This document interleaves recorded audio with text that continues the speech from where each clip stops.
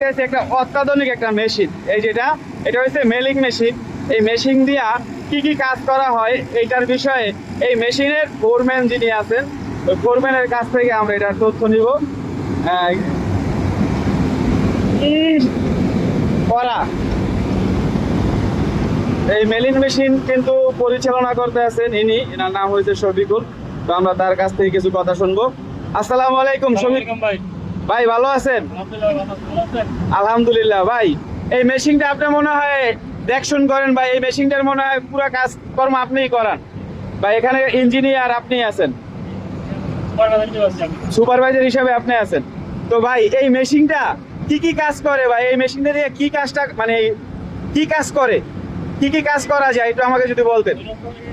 আমরা একটা উপরে যে সার্ভিসটা আছে সার্ভিস থেকে কাটা হয় 4 থেকে 7 মিলি পর্যন্ত কাটা হয়।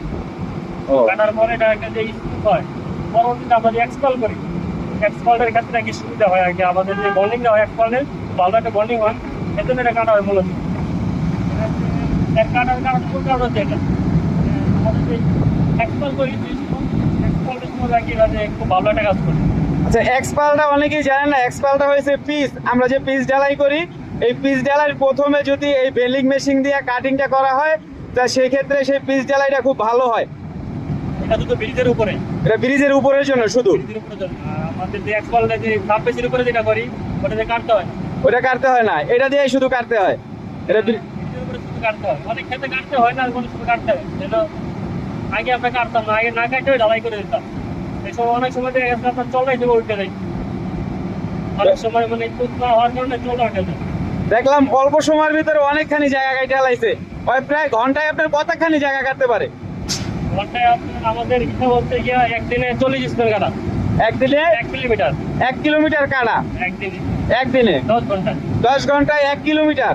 তো 10 ঘন্টায় ওই 1 কিলোমিটার কাটে, মানে জিনিসটা বুঝতে পারছেন যে এই জায়গাটা 10 ঘন্টায় 1 কিলোমিটার কাটে। 10 ঘন্টা যদি মানুষের দ্বারা 1 কিলোমিটার কাটানো হতো, কয়শো মানুষ নিয়োগ দেওয়া লাগতো? দৈনিক দৈনিক কাজ করতে মানে 2 থেকে 300 মানুষের কাজ ও কইরা ফেলাইতে আছে, একা করতেছে। ওটা দানব আকারের একটা মেশিন। এই মেশিনটা প্রায় 80 টন নাকি, এরকম 80 টন, প্রায় 80 টন। এই মেশিন কিন্তু অপারেটিং করে, এই যে অপারেটিং করতেছে অপারেটর।